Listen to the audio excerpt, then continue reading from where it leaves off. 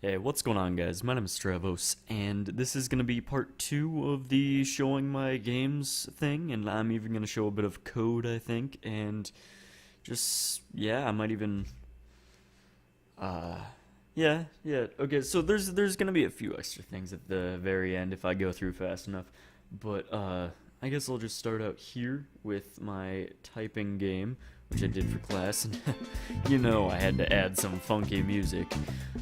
So you will be given a choice between 4 difficulties, and then you may begin typing. Okay, so press enter and select the difficulty. There's even an extreme if you hit down, and it saves your location when going in. I like that. I don't know. I did lots of just very odd extra things in a ton of my games, but like, hey, they work well, so I'm gonna go with easy for a demonstration because it does not work too well when you're doing recording and lagging and stuff like that. You might even see the text kind of fall. Okay, this is too slow. I just exited out of the game. Yeah, I forgot how slow I made easy. It's supposed to be an edutainment game, so you had to, for class, you had to make a game that would be acceptable for kids to learn how to do something. So I'm gonna go with medium, peasant, frivolous. Yeah, so you gotta be very careful when typing because if you go too fast with lag, it'll actually just skip whatever you're doing, which kinda sucks. But like, you can type in however much you want until this point. I'm still typing and I can't do anything. There's backspace and it works really well. There's normally an input in code. You can make it input stuff, but you can't do it like this. You can't make it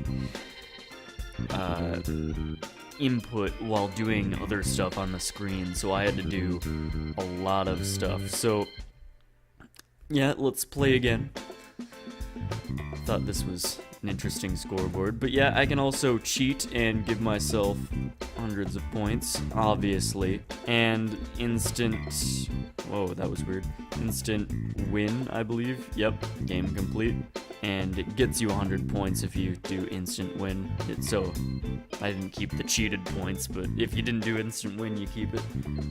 But yeah, let's select no and look at the code briefly. Funk Game Loop by Kevin MacLeod, that's the music.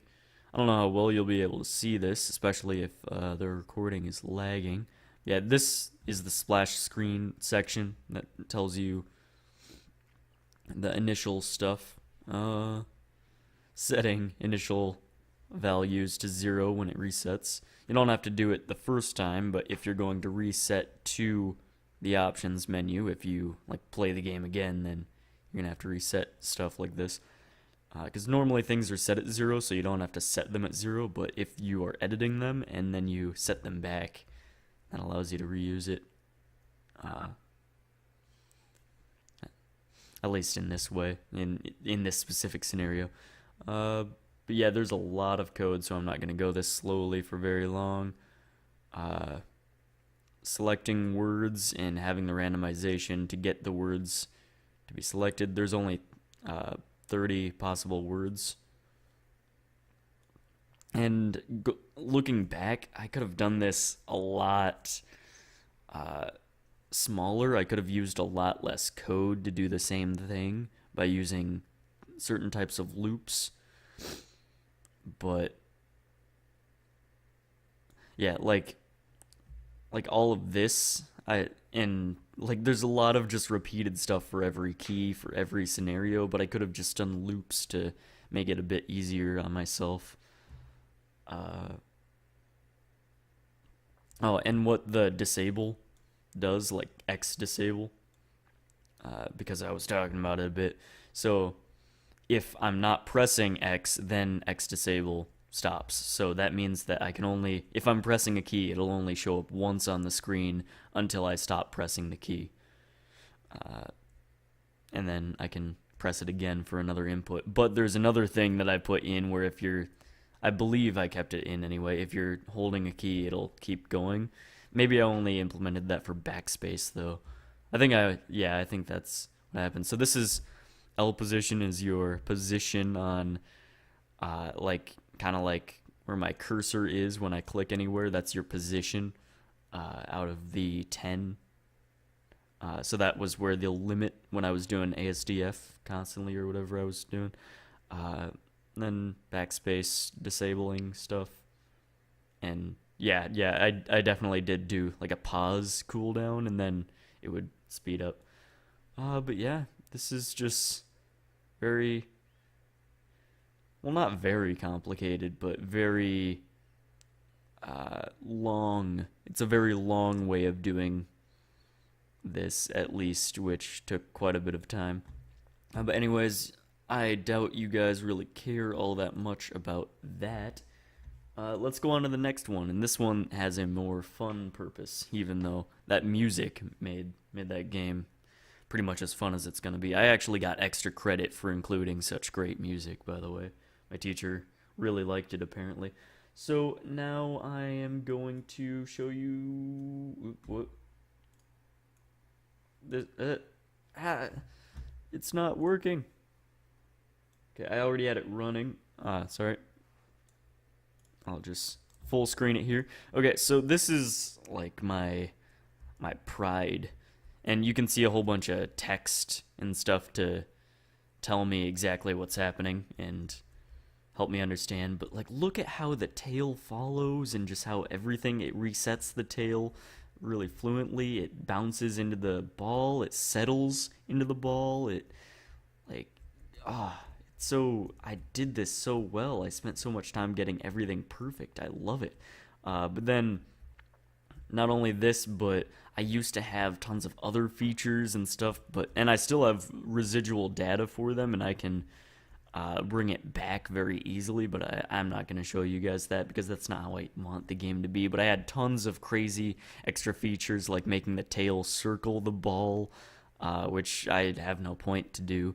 So like it'll just like conform to the ball's size and just circle around it in this cool like swishing pattern. It would like speed up, slow down, kind of like almost even pause and then go again, like a clockwork, just like next 90-degree rotation. It wasn't even 90 degrees. It was something weird like 110, so it wouldn't be in the same spot at the same like next full rotation.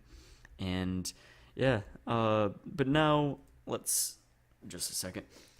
Now if I am going to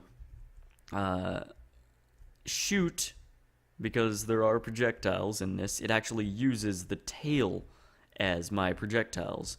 So my plan is to have to collect these to extend the tail, which right now the maximum you can have is 4. I'm not sure if I want to increase that or not. I probably will, just thinking about it, but who knows. But I can right click and make them speed up if they are too far away and suck in that orb and be able to shoot it as a projectile. So now I'll do it just here. So I also made an animation for loading and unloading, so you can see the ball kind of grow like that, which I really like. And it's just so simple, but like, yeah, and you can shoot it at any angle you want, and it's just, it's perfect. I love it. But now I'm gonna restart the game because I used up all the balls and I don't have a good way to just bring them back for testing purposes yet, so I'll just open this back up. Sorry to hear if you hear any background noise. But yeah, I'll just rapid fire here for you. Oh, my mouse sometimes messes up, so I'll just do that again here. Yeah, my mouse isn't the best mouse in terms of consistency, but yeah, you can see that, and I'm just so happy about that. But I'll show you guys the code that I have so far, at least. So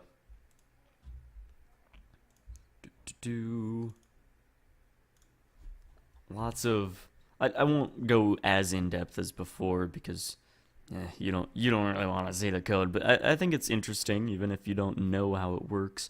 So I'll show you, like, this is the projectile area. This is loading a new projectile. If there isn't Yeah, so if none of them are touching, then faster balls equals 1, and if that is the case, then they all speed up. Um, Lots of crazy mathematics, like the inverse cosine of the distance between two balls divided by the Pythagorean theorem of them will get me the angle, basically, that I need to be using. And I will only get this if the distance between them, the Pythagorean theorem distance between them, so like a diagonal distance, is less than the radius of both of them combined. So basically, if they're touching, I will do this kind of thing where I will get the angle at which they are touching because they're circles, so I need to know exactly where they're touching. I can't just use a normal collision check, if you know what I'm talking about. But then it will kind of put, like, it'll store information somewhere because I'm going to be using the information. Like, I'm going to be changing this information by this one, but I still need to use this, so I'll store it as this so that I can use it later as here. I don't even know if you guys can see exactly where I'm pointing at. Hopefully you guys can. You should be able to. But yeah, just lots of mathematics, and I'm really happy that I made it work because there's a lot of mathematics here. But yeah, just, I don't know. I like coding.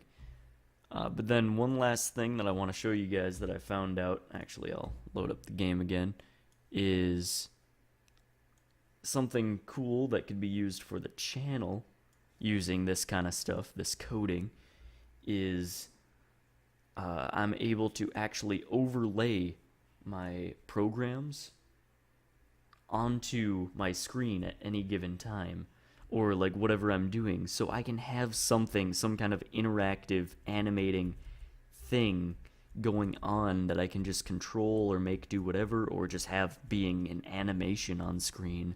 So I think people call them AVIs, or I don't know exactly what people call them. I think it's kind of stupid the way that people call them, actually, whatever they call them, because whatever it is, it's too general of a word to really describe it. There is no word. There needs to be a better word for what I'm thinking of. Hopefully you guys understand. Just things on screen that animate and do stuff.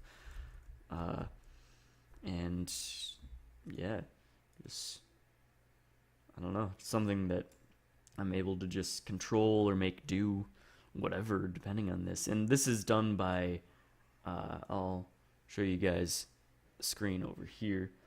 So this is done by just color coding the blue out using my, let's bring this here too. Ooh. Wow. That actually looks kind of cooler than normal because there's like a ball here that's like, I don't know, it's just, I don't know, that's cooler than normal. When, like, normally you see this effect, but right now it's so much cooler than normal because of that ball being there.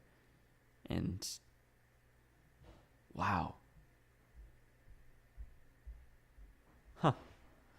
But yeah, this is gonna be some kind of useful feature that I can do for my YouTube videos from now on. So yeah, just thought you guys might want to know. So I will be starting up YouTube again pretty soon. Like, just like fully. This video is coming out, but I don't know when I'll actually start doing regular videos again and just like keep a regular schedule for it. But anyways, this was the video for today. So I'll see you guys later. Goodbye.